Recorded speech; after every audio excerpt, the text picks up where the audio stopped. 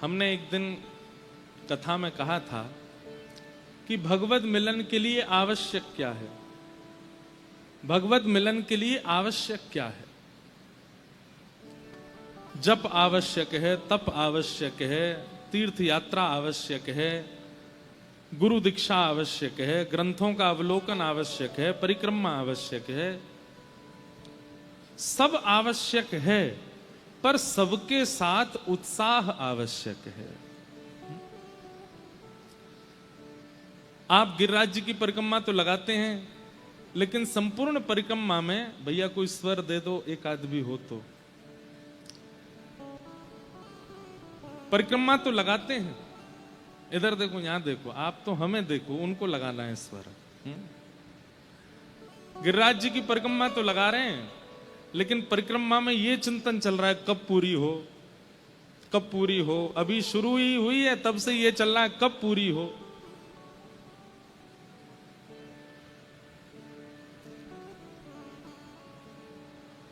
पीछे से आ रही है आवाज, यहां कहीं थोड़ा सा दे दीजिए स्वर इनका। तो मन में भाव चल रहा है कब पूरी हो, कब पूरी हो, कब पूरी हो, ऐसी भावना चित्त में आ रही है। तो उस परिक्रमा का कोई अभिप्राय नहीं। एकादशी के दिन यही लगता रहता है कि द्वादशी कब आएगी। लोग ये कम पूछते हैं कि एकादशी कब है, ये पूछते हैं कि महाराज जी पारना कब करना, द्वादशी कब है, व्रत खोलना कब है, व्रत रखना कब से प्रारंभ करना, ये सब अपने आप सोच लेते हैं। जैसे कई बार ऐसा होता है कि आज दसवीं है और कल एकादशी है। वैसे कल है, आज नौमी है, कल दसवीं, परसों एकादशी है। तो दसवीं के दिन लोग बाग ये नहीं देखते कि एकादशी प्रारंभ कितने बजे हो रही है। कई बार एकादशी रात को लग जाती है, लेकिन लोग क्या कहते हैं, हम लोग हिंदू हैं ना, सूर्योदय के बाद हमारी तिथि चालू होती है। कई लोग रात में 12 बजे भी पा लेते हैं, सुबह उठ के 3 बजे भी पा लेते हैं। कल एकादशी, जिनसे भूख सहन नहीं होती वो ऐसा कर लेते हैं। तो एकादशी प्रारंभ कब करनी है इसकी इतनी चिंता नहीं होती है। वो तो सुबह जब उठेंगे तब से एकादशी है, लेकिन पूरी कब करनी है इसका विचार जरूर कर लेते हैं। ऐसी एकादशी काम की नहीं जिसमें आपको भार लगता हो एकादशी धरने में। एकादशी कौन सी श्रेष्ठ कि जिस दिन दसवीं आवे उस दिन इतने उत्साह और इतने उत्सुक हैं कि कल एकादशी है, कल तो और दिन से ज्यादा ठाकुर जी का स्मरण करना है, कल तो और दिन से ज्यादा भगवत स्मृति करनी है। साधन सब एक तरफ हैं, पर उन साधनों में यदि उत्साह का पुट नहीं लगाया गया है तो वो साधन भगवत प्राप्ति नहीं कराएगा। अब सुबह से हम बैठे हैं, 8 बजे से 9 बजे से दीक्षा दे रहे हैं। हमसे भी पहले से लोग बाग यहां बैठे, 6 बजे से बैठे, एक अन्न का दाना खाया नहीं, ना उन्होंने ना हमने। यहाँ दीक्षा दिए, दीक्षा देकर के हम दौड़ के गए, स्नान करके कपड़े बदले, तुरंत यहाँ आए। हालत खराब हो जाती है व्यक्ति की, इतना परेशान हो जाता है, इतना थक जाता है। लेकिन क्यों बैठे हैं, क्यों इतने आनंद में हैं, क्यों कथा चल रही है, क्यों सुख मिल रहा है? उत्साह। चाहे जन्माष्टमी हो, चाहे राधाष्टमी हो, चाहे एकादशी का व्रत हो, चाहे नवरात्रि के व्रत हो, चाहे घर में कोई आप हिंडोला उत्सव कर रहे हैं, पलना उत्सव कर रहे हैं, फूल बंगला उत्सव कर रहे हैं, उसमें व्यवस्था कितनी अच्छी की गई है ये प्रधान नहीं है, आप उत्साहित कितने हो।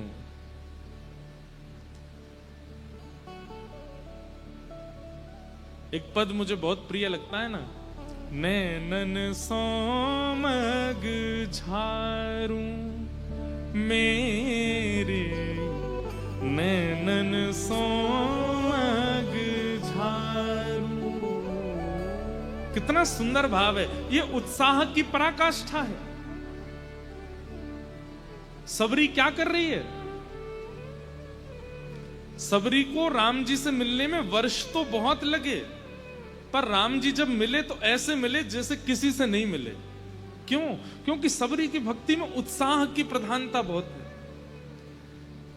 लेखक कह रहे हैं, जामग मेरो प्रियतम आवे, जामग मेरो प्रियतम आवे, जामग।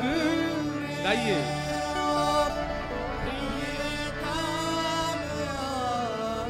हे जामग मेरो गिरधार आवे, जामग मेरो गिरधार आवे, तन मन यौवन वारू, तन मन यौवन वारू, मेरे अखियन सोमग झारू, मेरे अखियन सोमग झारू। प्रेम की पराकाष्ठा कैसी होती है भैया? जिस गली में प्रियतम रहता है ना, वो गली ही अच्छी लगने लगती है। प्रियतम का घर तो बहुत दूर की बात है, राधा रमण मंदिर बहुत दूर की बात है। जहां से राधा रमण जी की गली शुरू होती है ना, वो गली ही अच्छी लगने लगती है। कल कोई सोशल मीडिया पे फोटो डाल दे वृंदावन की और बस गली का चित्र डाल दे और कुछ नहीं डाले, आप देखते अरे ये तो श्री गोपीनाथ बाजार की गली, राधा रमण जी जाने वाली गली तो यही है। वो गली ही अच्छी लगने लगती है, वो नगर अच्छा लगने लगता है जिस नगर में प्रियतम रहता है, वो रंग अच्छा लगने लगता है जो प्रियतम पहनता है, वो भोजन भाने लगता है जो प्रियतम पाता है। प्रियतम से प्रेम है उसके नेत्र, उसकी नासिका, उसके बोल, उसके वचन, उसके आव भाव, उसके अंग प्रत्यंगों से प्रेम है। केवल उनसे प्रेम है ये प्रेम नहीं कहलाता। आपको केवल राधा रमण जी प्रिय लगते हैं, उनका सर्वांगीण अंग प्रिय लगता है, उनकी त्रिभंगी चाल प्रिय लगती है, उनके आभूषण प्रिय लगते हैं, उनका मुकुट प्रिय लगता है, ये प्रेम नहीं है। राधा रमण जी से संबंध रखने वाली छोटी से छोटी वस्तु प्रिय लगने लग जाएगी। अरे कहां तक कहें, हमारे श्री प्रबोधानंद जी महाराज जिन्होंने वृंदावन रसामृत ग्रंथ की रचना की, वे तो कहते हैं कि वृंदावन की सीमा के भीतर से चेंटी भी आती है ना तो उसको भी प्रणाम करते हैं। बोले क्यों? बोले वृंदावन से आ रही है, ये भी प्रणाम।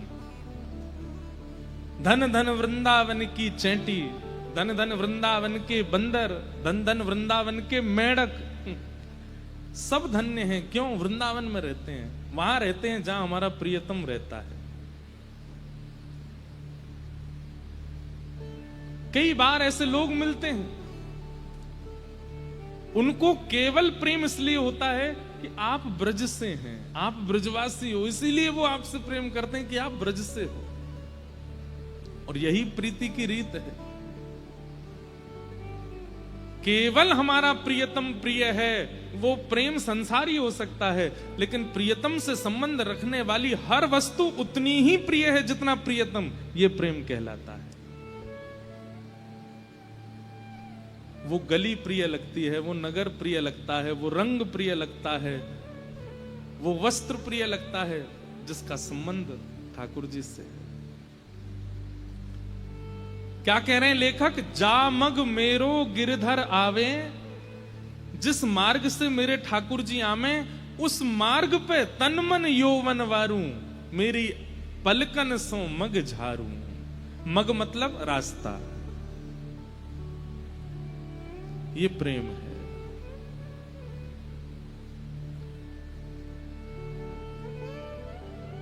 एक कृष्णदास जी का पद है, कृष्ण नाम जबते श्रवण सुनोरी आली, भूली री भवन में तो बावरी भईर। कृष्ण नाम जबते श्रवण सुनोरी आली, दूर कहीं मधुमंगल श्रीदामा ठाकुर जी को पुकार रहे हैं, अरे कन्हैया, अरे लाला, अरे गोपाल, जल्दी चल, गैयान को घेर के चलो चल, संजा है गई है, यशोदा मैया तेरी बाट निहार रही है।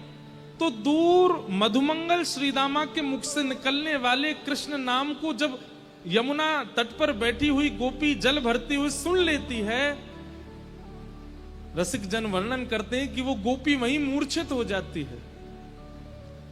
किसी अन्य से कृष्ण नाम सुनकर के ये स्थिति हो जाती है उसकी।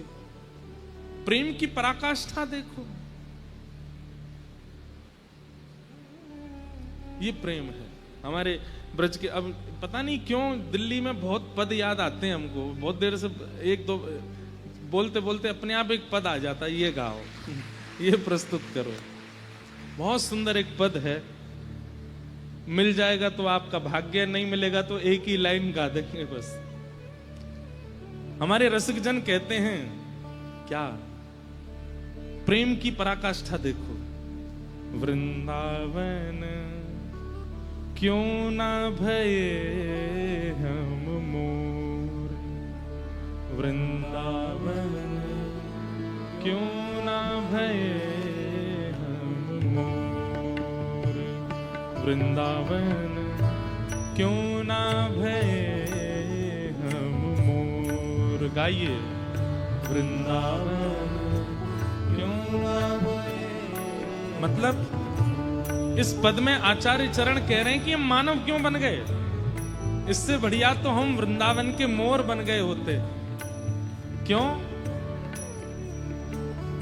करत निवास गोवर्धन ऊपर, करत निवास गोवर्धन ऊपर, करत निवास गोवर्धन ऊपर, करत निवास गोवर्धन ऊपर, हे करत निवास गोवर्धन ऊपर, करत निवास।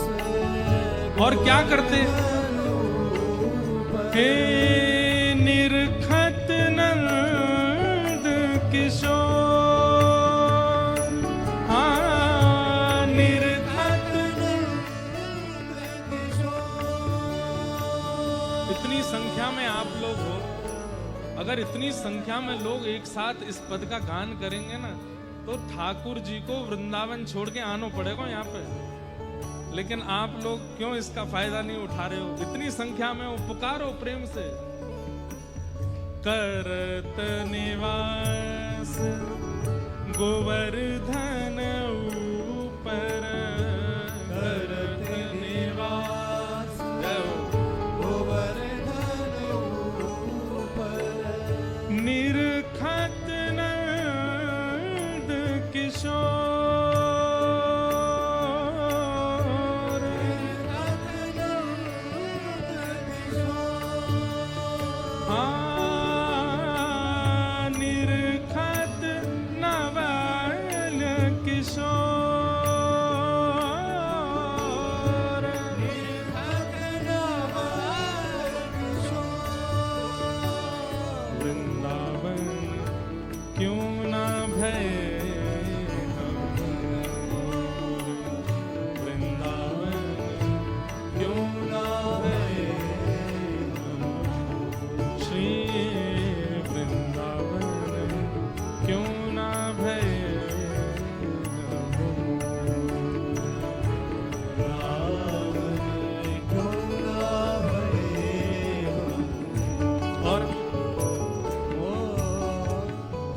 क्यों ना भय वंशी कुल सजनी, क्यों ना भय वंशी कुल सजनी, क्यों ना भय वंशी कुल सजनी, क्यों ना भय वंशी कुल सजनी। क्या करते?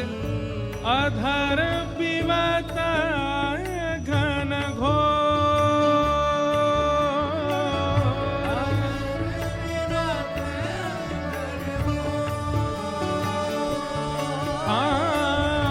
अधर पिबता घन घोर,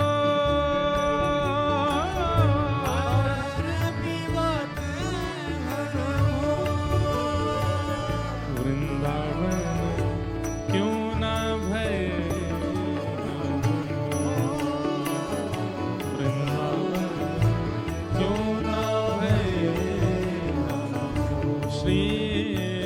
वृंदावन क्यों ना भय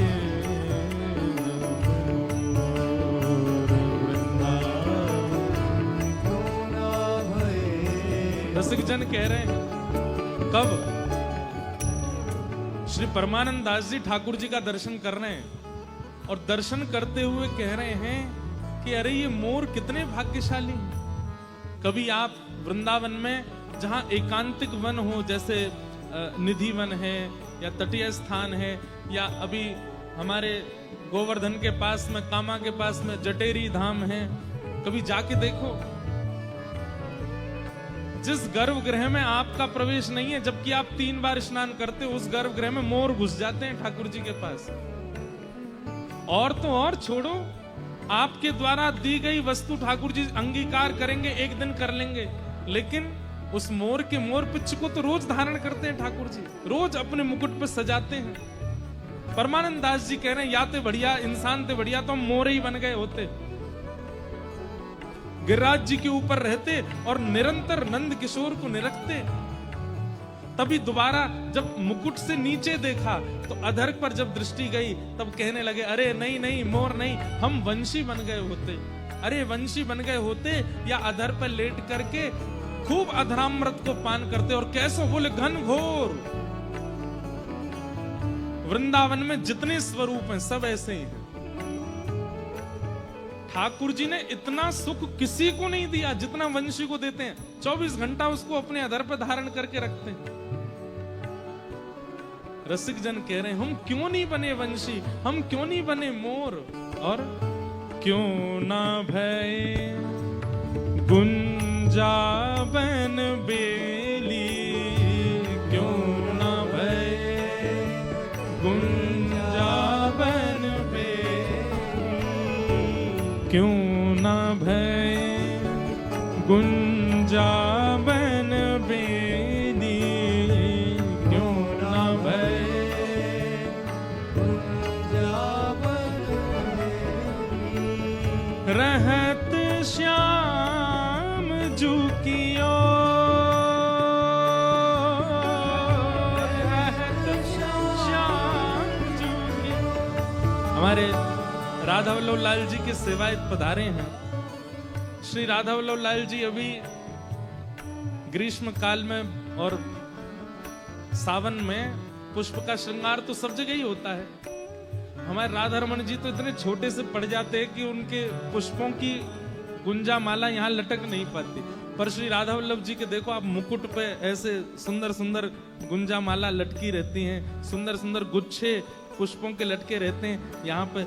उस समय ऐसा अनुभव किया करो जब श्याम सुंदर चलते होंगे तो इनका कितना सौभाग्य, ऐसे गालों से स्पर्श होते होंगे, आगे पीछे जाकर के ठाकुर जी के अधर का, ठाकुर जी के गालों का स्पर्श करते होंगे। और कभी कभी आगे भी आ जाते होंगे तो ठाकुर जी, अब जैसे यहाँ पे कोई बोल रहा है, अब मधुमंगल यहाँ पे बोलो तो ठाकुर जी बातें यूं बात करते होंगे, और जब ऐसे करते होंगे तो फिर पुष्प को हाथ से उठाते होंगे। कितना सौभाग्य इसका।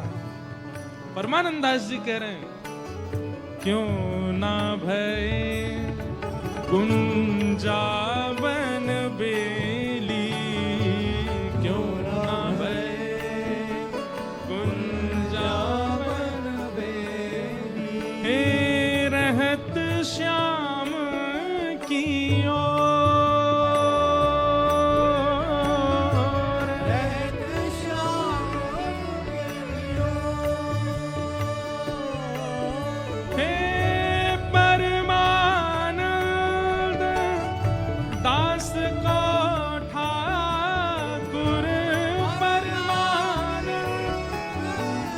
दास को ठाकुर, स्वर निकालो, परमानंद दास को ठाकुर, परमानंद दास को ठाकुर, गोपिन को चित चोर, गोपिन को चित चोर, गोपिन को चित चोर,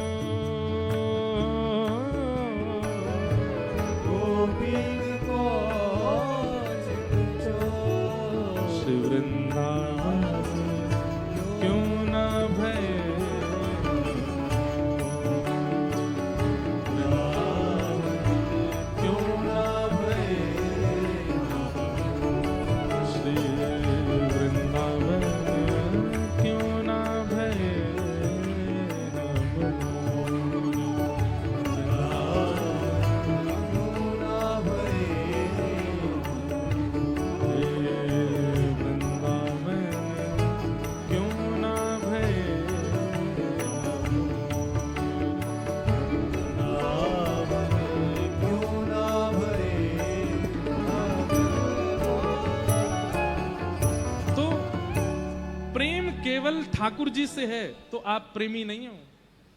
प्रेम हर उस वस्तु से हो जाएगा जो ठाकुर जी की है, ठाकुर जी से संबंध रखती है, किसी रूप में ठाकुर जी के संपर्क की है, हर उस वस्तु। और केवल इतना नहीं होगा कि बस अच्छी लग रही है, ठीक है कि ठाकुर जी की पोशाक है माथे से लगाओ, ठाकुर जी की कुलिया है माथे से लगाओ।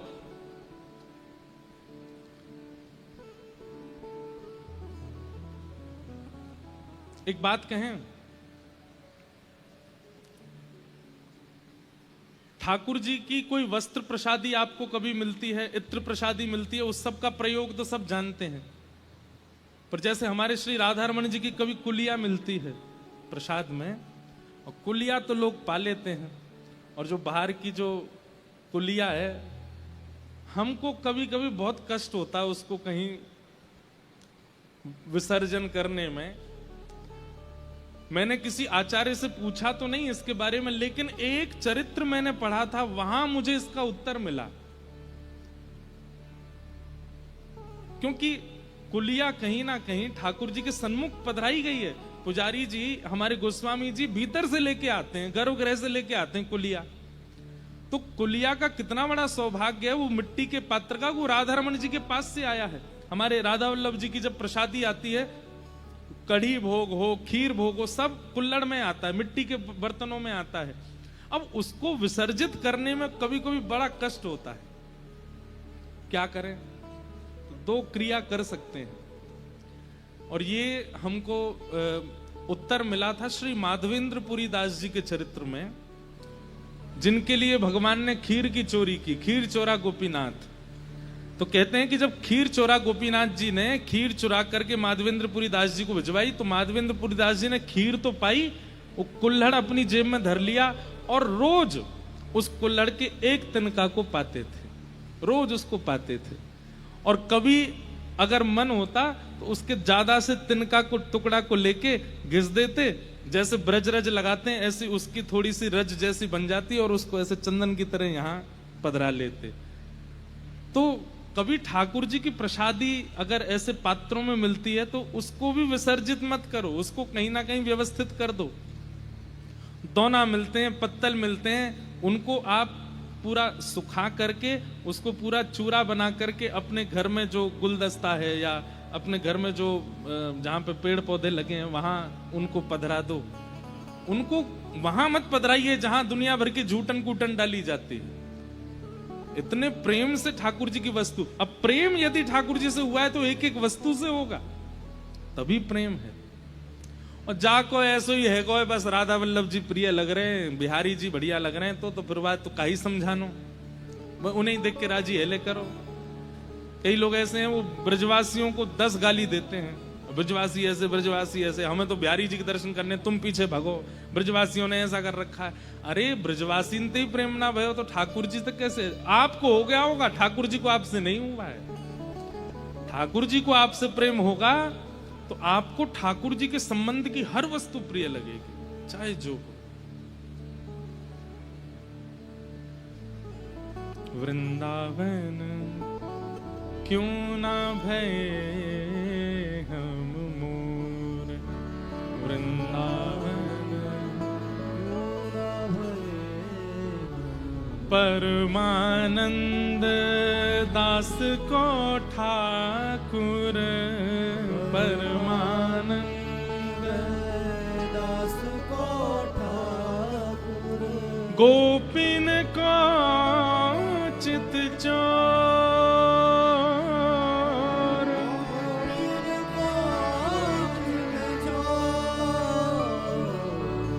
वृंदावन क्यों ना भय हम मोर, वृंदावन।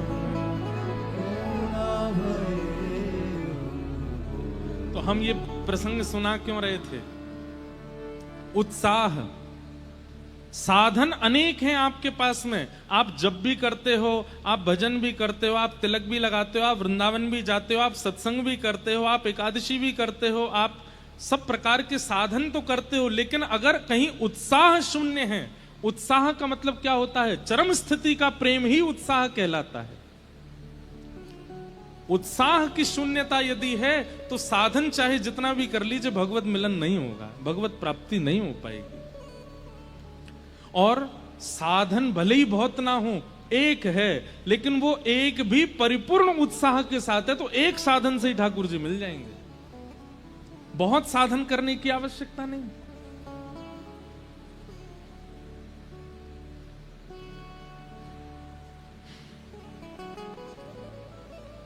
तो आप सबके उत्साह को प्रणाम। इतनी देर से आप लोग बैठे हैं, इसलिए हम कह रहे थे उत्साह प्रधान होना चाहिए। लेकिन ये उत्साह यहीं नहीं दिखना चाहिए आपका। किसी की भी कथा में जाओ, कहीं भी जाओ, वृंदावन से संबंध की किसी भी स्थिति में पहुंचो, ये उत्साह ऐसा ही होना चाहिए जैसा यहाँ है। बोलो वृंदावन बिहारी लाल की। आइए अब कथा क्रम में प्रवेश करें। 88,000 सौनकादि ऋषियों ने सूत जी महाराज से 6 प्रश्न किए। किम श्रेय शास्त्र सारः क स्व अवतार प्रयोजनम, किम कर्म के अवतारश्च धर्मः कम शरणम गतः। और इन 6 प्रश्नों में ही भागवत की कथा है। आज भी कई प्रश्न मेरे पास में आए हैं, हम कल ही वाले नहीं पढ़ पाए अभी, तो आज वालों का उत्तर इतनी जल्दी कैसे दें। पर अभी बीच में अगर अवसर मिलेगा तो मैंने प्रश्न पढ़ लिए हैं, अनुकूल जब समय आएगा तो मैं उसका उत्तर दूंगा। 6 प्रश्न किए और सौनकादि ऋषियों ने सूत जी से कहा कि भगवान, मानव कल्याण का साधन बताते हुए भागवत का विषय हमारे सामने प्रस्तुत कीजिए। सूत जी महाराज ने पहले अपने गुरुजनों को प्रणाम किया और गुरु को प्रणाम करने के बाद यहां से वे कहना प्रारंभ करते हैं। भागवत की महिमा बताते हुए, सत्संग की महिमा बताते हुए सूत जी महाराज एक बहुत अच्छी बात कहते हैं। ये सबके सुनने योग्य बात है, ध्यान से सुनिएगा। स वै पुंसां परो धर्मो यतो भक्तिर्यदोक्षजे, अहैतुक्य प्रतिहता ययात्मा संप्रसीदति। धर्मस्वनिष्ठितः पुंसां विश्वक्सेन कथासु यः, नोत्पादयेदधिरतिं श्रम एव हि केवलम्। 2 बातें यहां सूत जी महाराज कह रहे हैं। पहली बात, समस्त प्राणी मात्र का एक परम धर्म है। धर्म अलग बात है, परम धर्म अलग बात है। कल भी मैंने इस बारे में थोड़ा विस्तार किया था कि धर्म कहते हैं जहां शरीर प्रधान क्रिया है, और परम धर्म कहते हैं जहां आत्मा प्रधान क्रिया है। समझ रहे हैं बात को? आप लोग बैठ के कथा सुन रहे हो, बताओ ये धर्म है कि परम धर्म है? क्या है? धर्म है, परम धर्म। क्यों? क्योंकि यहां शरीर की व्यवस्था प्रधान नहीं है। शरीर की व्यवस्था प्रधान होती तो आप ऊपर कुर्सी पे बैठना प्रेफर करते, सोफा पे बैठते। हो सकता है बैठने तो सभी आए होंगे, जगह नहीं मिली किसी को तो नीचे ही बैठना पड़ गया सबको। लेकिन फिर भी नीचे आप लोग बैठे हैं, फिर भी आपका मुखमंडल प्रसन्न है। क्यों? क्योंकि कथा मूल रूप से आप शरीर की व्यवस्था से नहीं, आत्मा की व्यवस्था से सुनने आए हो, इसलिए ये परम धर्म है। ऐसे गिरिराज जी की परिक्रमा, वो शरीर, वो धर्म नहीं है, वो परम धर्म है। क्योंकि वहां शरीर की बात देखो तो शरीर तो चाहता ही नहीं करना, आत्मा चाहती है, हृदय चाहता है, मन चाहता है। तो परम धर्म हर उस वस्तु को कहते हैं जहां हृदय प्रधान होता है, आत्मा प्रधान होती है। लेकिन यहां पर सूत जी महाराज कह रहे हैं प्राणी मात्र का परम धर्म है क्या? यतो भक्तिर अदोक्षजे। और कैसी भक्ति? बोले अहैतुकी। अहैतुकी भक्ति किसको कहते हैं? चाहे जो हो जाए आपकी भक्ति टूटे ना। चाहे जैसी स्थिति, जैसी परिस्थिति, जैसी व्यवस्था, जैसी अनुकूलता प्रतिकूलता ठाकुर जी प्रकट कर दें, लेकिन आपके हृदय का भाव ठाकुर जी से टूटे ना, उसे कहते हैं अहितुकी भक्ति। कई लोगों के साथ में ऐसा होता है कि अगर प्रतिकूल व्यवस्था हो जाती है, प्रतिकूल समय आ जाता है, तो वो ठाकुर जी की भक्ति छोड़ देते हैं। हाँ, तुम अच्छा कर कहां रहे हो हमारे साथ जो हम आपको भजें, सब बुराई बुरा कर रहे हो और फिर ऊपर से चाहते हो हम आपको भजें भी। ये अहेतुकी भक्ति नहीं। अहेतुकी भक्ति का तो तात्पर्य है, हे नाथ चाहे आप जो कर लो, हम आपके भाव को छोड़ने वाले नहीं हैं। जो ब्रज की गोपियों की है।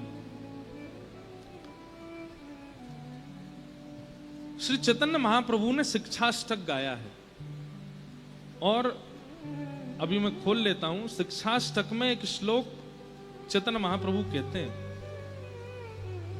आज मुझसे कोई कह रहा था महाराज जी कि अगर हम रामानंदी हैं, रामानुजी हैं, तो क्या हम लोग हरिवंशियों के पद गा सकते हैं, हम हरिदासियों के भाव सुन सकते हैं, हम गौड़िया? अरे सब हमारी है भैया, सब सुनो, सबको गाओ।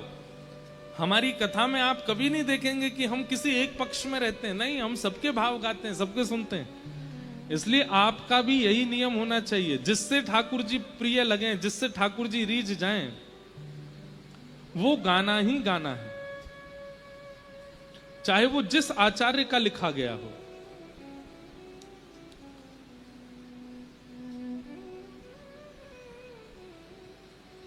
तो शिक्षाष्टकम में एक गोपी भाव को प्रस्तुत करते हैं श्री चैतन्य महाप्रभु, और वहां आप निवेदन करते हुए कहते हैं कि हे नाथ,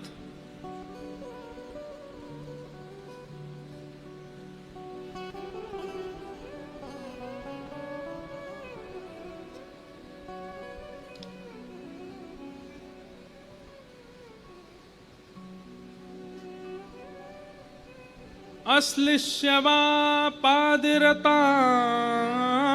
पिनष्टु माम् अदर्शनान् मर्महता करोतु वा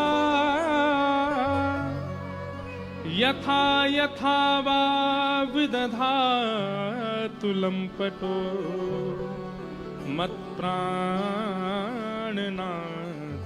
स एव नापर।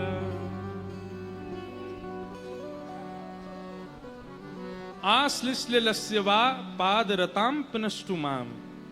श्री चैतन्य महाप्रभु कहते हैं, एक गोपी का भाव प्रकट करते हुए कहते हैं, गोपी कह रही है ठाकुर जी से कि हे श्याम सुंदर, आप चाहो तो हमसे दूर हो जाओ, आप चाहो तो अपने पैर तले हमको रौंद दो, आप चाहे हमारे साथ जितना भी बुरा कर लो, आप चाहे हमें तड़पता छोड़ जाओ, आप चाहे हमें विलगता छोड़ जाओ, लेकिन हमारी एक बात सुन लीजिए श्याम सुंदर, क्या?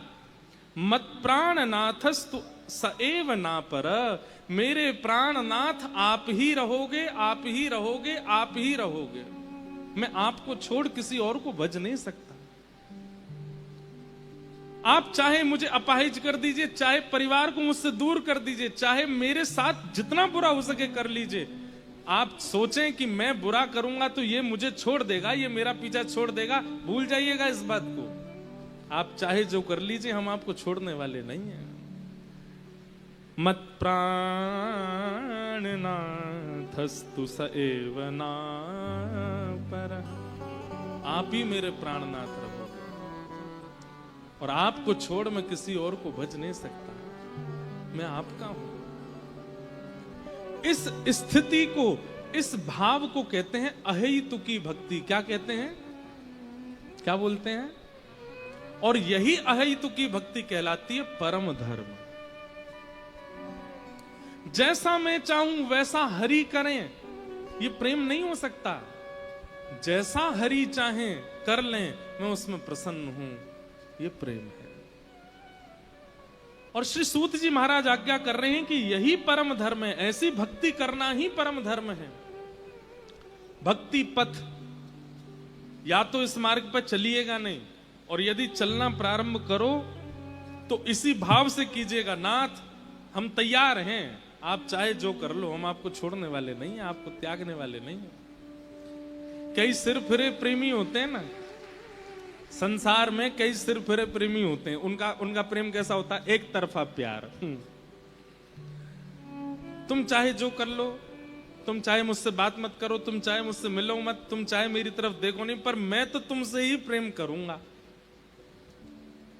अब संसार में अगर ये प्रेम करते हैं तो फिर FIR भी हो सकती है, सामने वाला आपकी FIR कर देगा, देखो पीछे पड़ा है मेरे, मैं कॉलेज जाता हूं या कॉलेज जाती हूं, ये पीछे पीछे चलता है मेरे, तो FIR भी हो सकती है। इसलिए अगर ऐसा स्वभाव प्रेम का आपके चित्त में, तो राधारमण जी के पीछे पड़ जाओ, वो FIR नहीं कर पाएंगे, उन पे है ही नहीं, और वो FIR करेंगे भी नहीं, वो करना चाहते भी नहीं है। हमारे ठाकुर जी FIR नहीं करते। ठाकुर जी क्या करते हैं, जैसी पता चली कोई पीछे पड़ गया है तो फिर उसके जीवन के सारे भविष्य को निकालते हैं, इसका भविष्य कैसा है, चलो इसमें थोड़ी छेड़छाड़ करो, नहीं थोड़ा यहां से उछालो, यहाँ पे गिरा दो, यहाँ पे इसके संग ऐसा कर दो, ऐसा कर दो, अब देखते हैं भाग जाएगा, देखना उल्टे पैर लौट जाएगा। कई लोग लौट जाते हैं तो ठाकुर जी हंसते हैं। कभी कभी हमें लगता है कि राधारमण जी हंसते हैं, उनकी दतुइयां क्यों दिखती हैं? उस दिन ठाकुर जी को लगता होगा कि पीछे पड़ा था कोई बहुत दिन से, आज उसकी परीक्षा ली, लौट गया वापस, तो ठाकुर जी हंसते हैं, वाह देखो लौट गया। और कभी कभी जोर से हंसते हैं, तो इसलिए हंसते होंगे कि किसी की खूब परीक्षाएं ले ली फिर भी छोड़ के नहीं गया, तो ठाकुर जी और प्रसन्न होते हैं, ये है पक्का, दे सामने खड़ा अभी भी। इसलिए एक बात तो याद रखिएगा, अगर भक्ति का पथ चुना है तो तूफान तो बहुत आएगा, बस छोड़िएगा नहीं ठाकुर जी को, उसे ही प्रेम कहते हैं, वही प्रेम की चरम अवस्था है। सवई